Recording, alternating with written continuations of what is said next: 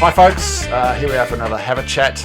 I've got Brad Fuller with me. So Brad and I go back a long way, around 2 decades, and we actually recorded this chat some time ago, and it was phenomenal. It was a surprise. I didn't expect to get into the terrain that we got into, which was kind of the mutual admiration we had for each other in terms of professional development. And the reason I'm keeping, not to blow my trumpet, but I'm keeping that stuff in because I think there's a really good message here. Yeah, well, I think it's really such a precious thing to be given an opportunity to do something with a clean slate. Yeah. And to have an opportunity to potentially do things differently. Yeah. But it's the yin yang, and it's not all upside.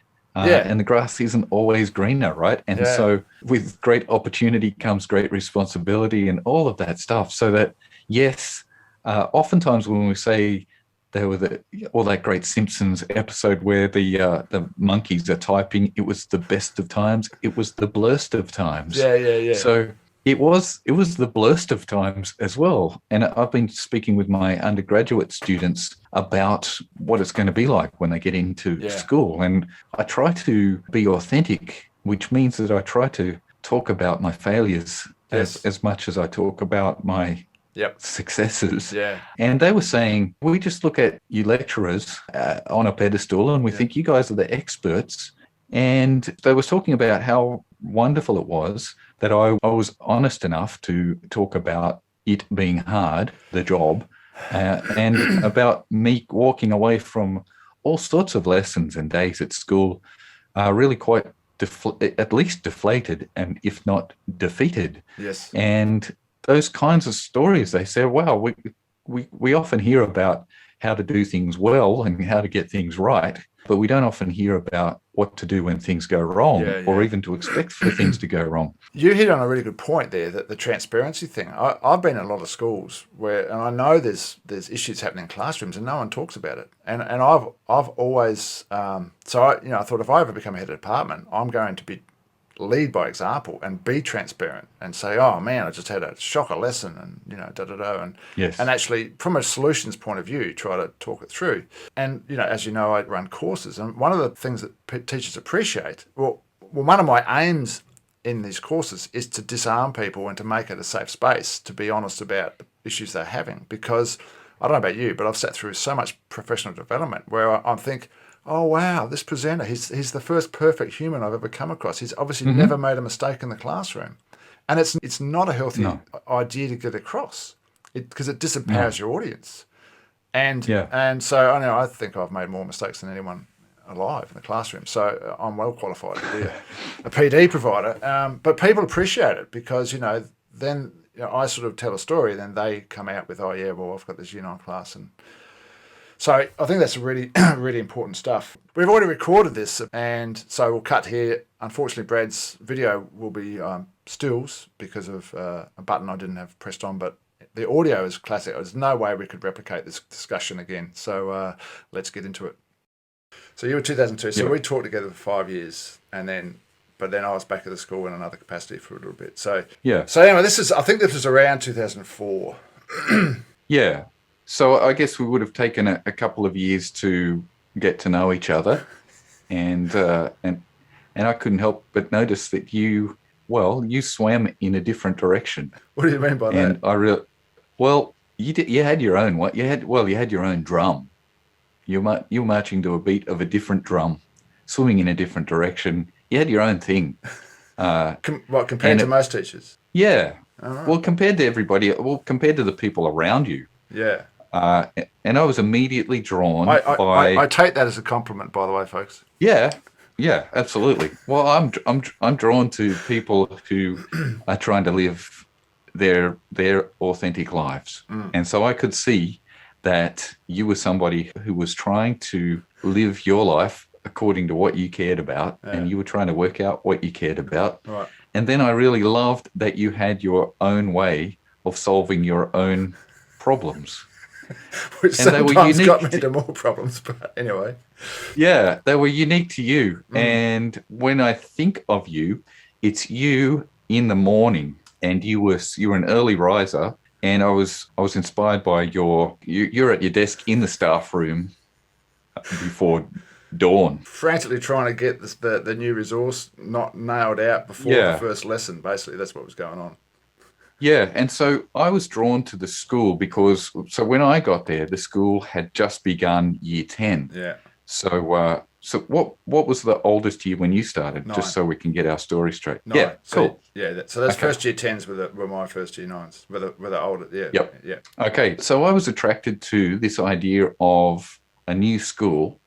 So yeah, clean slate. We yeah, didn't have to do anything the way it had been done yeah. before. We could be informed by the past, but we were inventing the future. There We was had a no chance to make a new school. there was no one telling us how we had to teach or the system Yes. that, yeah, we were creating the system basically. And interestingly, the other thing which I now realized was really beautiful was that they hadn't invented too many bosses yet, right? Yeah, right. So there weren't too many bosses. And in that, there's a beautiful book I love called BS Jobs, BS standing for the actual rude word. Yes. And they talk about when you invent bosses, bosses need to have administrators, and then administrators need to create administration. So because it was early on, there weren't many bosses, so there weren't many administrators, so there wasn't much administration. Yes. Remember? Yeah, yeah, yeah. But there wasn't anything either, which ends. So we get to you going, right, I'm going to get in at about 4:30 a.m. or something in the Wasn't quite morning that early. and make stuff up from scratch. And because you chose to build your world, you created your mathematics world. Well, I walked into that school a year before you. There was no resources, and the quote Yeah. was, "Oh no, we're just waiting for the maths guy."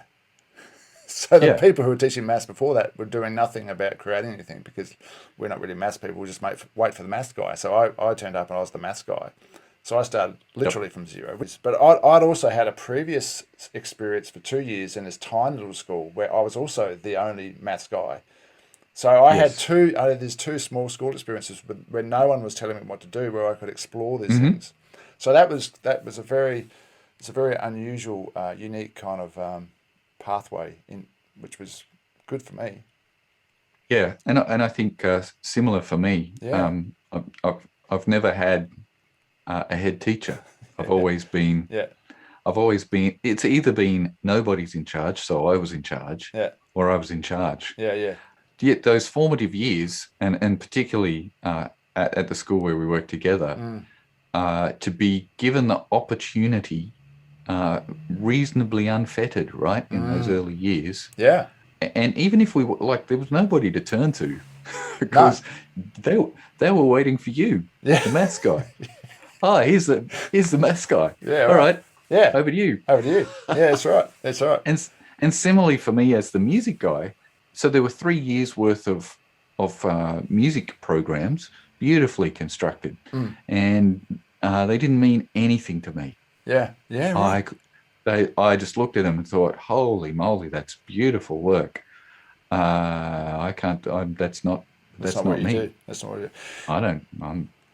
And I loved that you were trying to solve problems that you were encountering in a way that seemed to make sense to you. And so I saw you in those early days wrestling with, wait a second, what's important here? What are we trying to achieve? Yeah. And I didn't see somebody who was just trying to make a school like every other school. Yeah. Yeah. Yeah. I saw somebody who's actually thinking, wait a second.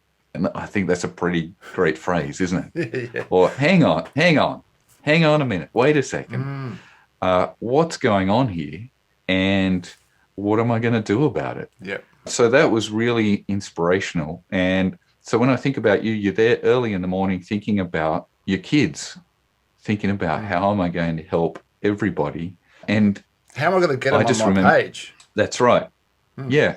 And I'd say probably given the benefit of years of philosophizing since and your mentorship, you were trying to make individual connections. So when I think about that time, which was a beautiful time, you were such a great role model, because when I think about that time, I think about you sitting in your desk early in the morning with lots of bulldog clips. So can I just butt in there? So because I always use textbooks, but I didn't want to teach from the textbook. I knew there was better ways of presenting mathematics, and you can still have a lot of worksheets, but they need to be more. I wanted kids thinking and really getting invested in stuff, and I needed to design my own things. And of course, then you've got ownership over what you're designing. But the problem was I was creating so much of the stuff I'd forget that I'd created something. I thought, how can I have this in front of me all the time? I thought, oh, no, what bulldog clips. So I had these things spread all over. Every available spot was like another resource. So I couldn't. It was much harder for me to forget that it was there. It was beautiful. And so that's ingenuity, right? And that's innovation right there. And so as wonderful as the mathematics textbooks are, I'm sure, that is somebody has thought about, I'm going to start here and get to here. Yeah. And that's their journey with their people. And so I could see that you were looking at those textbooks and going, that's not my journey. And so so I might not even start there. And I don't think we need to get to here. Yeah. Or if we're going to get to here, and I would see that you go, well, wait a second, there's some gaps here. And so that's where the bulldog clip would come in. Yeah. And then I remember that you would say, yeah, but this set of bulldog clips is for these kids. Or sometimes there'd be a set of bulldog clips for a single student. And then, we still have them. So I think that was pretty special, Richard. And I think that's a really great story for beginning teachers or any teachers that just could have that. Wait a second. Yeah. What's going on here? Wait a second. What are we trying to achieve? Yes. What are we trying to achieve? Yeah. And roll up your sleeves. That's what I got from you. Let's roll up our sleeves. Yeah. And in brackets, I was there early too, just saying. Which is why we connected, right? Because there's that time early in the morning before the hubbub comes. Yeah. Then I noticed that you had headphones on, and every now and again some music would spill out. And so for people who haven't heard this story before, it's beautiful. So Richard would come in, he'd be working on his bulldog clips. The sun hasn't come up yet. And he's blasting this music to just get him in the zone. Which was pretty much always prog rock, by the way. Yeah. 70s prog rock or something. And so as a musician, I've always got my ear to the ground or ear to the headphone spill, right? And so I think that gave us a connection initially. Hey, Rich, couldn't help but notice that you're blasting your brains out with some pretty heavy prog rock. What's going on?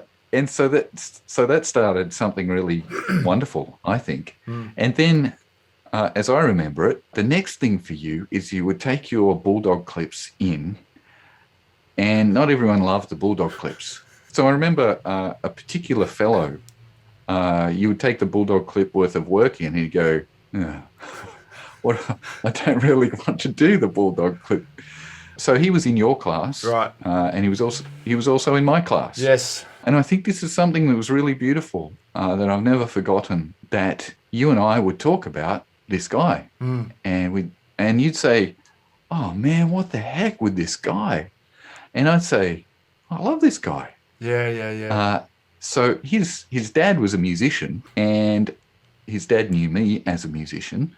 So I believe that the dad had given me a platform as a music educator, saying to the boy, make sure you listen to this guy.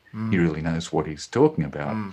So he and I had this connection from the get-go, which was set up by his father. I mean, there's a whole webinar, right? Or podcast or article, how can parents set up platforms for teachers? Imagine if parents and teachers were working together to create a platform where we could help the students. So you didn't have that platform, right? So you guys are butting heads. I really liked the kid. I really liked him, but yes, we were like this. I felt he was just trying to derail my lesson all the time. Yes. Yeah.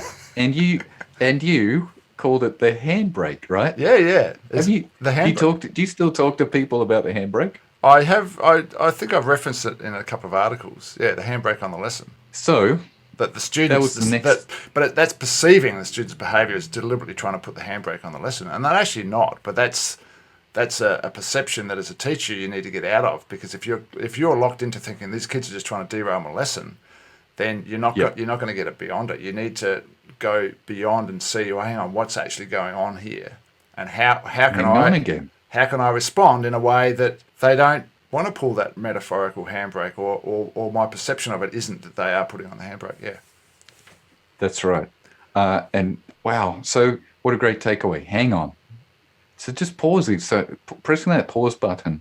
And so I think we might bring in some literature here. So Horne and Staker, in a beautiful book called Blended, coming out of the Clayton Christensen innovation movement, talk about jobs to be done theory. And so essentially what we see there is that a misunderstanding of the job, what actually is going on. So jobs to be done theory says, wait, hang on, what is the student hiring the school to do? And so in their research, they said, well, what is the job that the student wants to be done? And they found that the students had two things. They wanted to feel successful and have fun with their friends. Right. And so if we can just get our head around that, what is it that you're actually trying to achieve? And so my colleague Pete and I at our last school would say, well, so how does that translate? And we just went, well, have a nice day. Yeah. And so imagine. But by nice, you're talking about one where there's passion and you have that obvious sense. It's more than a sense, a knowing that, wow, what I'm doing here is being met with real spark from your kids. Yeah. That's what nice means for you, I think, in that sense. So if you start with, what do you want to achieve from today? Well, I want to make sure that everybody learns algorithms or something. If they go home and mum says, how was your day? Oh, it sucked. I think you've blown it. Yeah. Because it seems to me that if we're talking about Maslow's hierarchy of needs and those sorts of things, step one, are you okay? And Dewey talks about educative teaching. So if we're trying to inculcate these people or pour mathematics into their empty brains at the expense of, how was your day today? Yeah. Did you have a nice day? Yeah. Then we've got a problem. Yeah. And so we're back to this again. Yeah. So anyway, jobs to be done theory, right? So you're thinking that this student... You can call him Agit, because I've actually tell a story about the turnaround with this kid, and I've called him Agit. All right. He's actually become a lifelong friend whom, I went to his wedding, fast forward. Yeah, right. He and his wife fell in love in music class. And the rest is history. Went to the wedding. Yeah, awesome. But it all started in this maths and music class. So you're thinking that this student has hired you to teach him maths. Yeah. He's thinking, I want to come to school to feel successful and have fun with friends. Yeah. Which brings us to, well, actually, that's what I'm hiring school for as well. I want to feel successful and have fun with friends as well. Yeah. So if we can both go into the classroom going, what do I want to get from this? I want to feel successful. I want to have fun with my friends. And we'd have to put aside that whole, well, you're not there to be friends with the students. Well, actually, you're there to be something much cooler. You're there to be the teacher, right? Which has so much coolness embedded in it, but we've lost all of that, I think, that humanity. And so I think then you go back into the classroom having that hang on moment and go, hang on, I think I need to actually see this person as a person first. Yeah. Right? I don't know if you're going where I think you're going, but do you know the turnaround story with Agit? I think we should, let's do a recap. So, yeah. So and I've told this on a just me face to cam, but because it was an important takeaway, I think, for people. So really short version, his father had come in to say, look, it's not working out in Richard's class, because I knew the dad. He had no issue with me, but it's just not working. Is there another class he can go to, right? So I get called in and say, look, we're having this discussion about Agit. And I said, look, can we just leave it for a weekend, because I'm going to the band camp. And my number one intention is to connect. And so at band camp, this Agit and myself found ourselves on a basketball court for an hour, just him and me. We didn't talk about our mathematics, situation at all. All we did was shoot baskets. That's all we did, and the whole thing turned around. And so then on the next Monday after band camp, because I used to go on band camp because I like Brad, and it was actually a lot more fun being on band camp than it was teaching me lessons. So I go, oh yeah, I'll help out. I'm a good person. I'll help out band camp, but actually I just wanted to be there. And of course, that's where the best kids in the school are anyway. So then the next Monday, the then head of the school calls in Agit and says, oh, look now about this issue. And he goes, oh, no, I think it's okay now. That was the turnaround. Yep. But also our chats and my realising that, I just need to take a chill pill and, Yeah.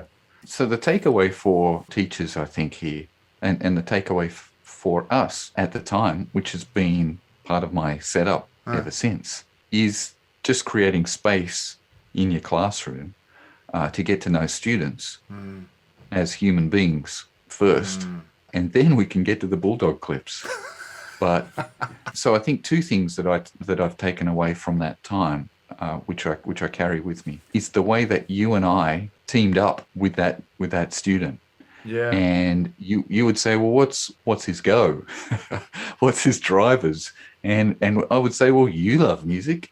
He loves music. Yeah, yeah. And I would talk about what was working in our relationship, and you would say, okay, cool, that's interesting. And then we would have similar things where I'd be talking about, I haven't made a connection with this student, and you'd say, well, she's firing in maths, and then we talk about that. And so I think that staff room banter, which I think can often be destructive and not helpful, where you come in and you need to just blow off steam. Oh, man.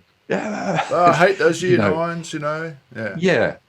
So I think it's really important, right? You need a safe place where you can let off that steam. But then what happens next? But it needs to be solutions focused. What are you going to do about it? Yeah, exactly. Because you're the adult. You're the adult in the room, right? So I think the takeaway is to talk to other teachers of the kid that you're having trouble with, and even better, if you can, go and observe a lesson. I remember the same kid, right? I went and saw one of John O'Pugh's lessons with this kid in it, and it was just like I couldn't even articulate what it was I saw, but I thought, okay, different kid. Yeah. Right?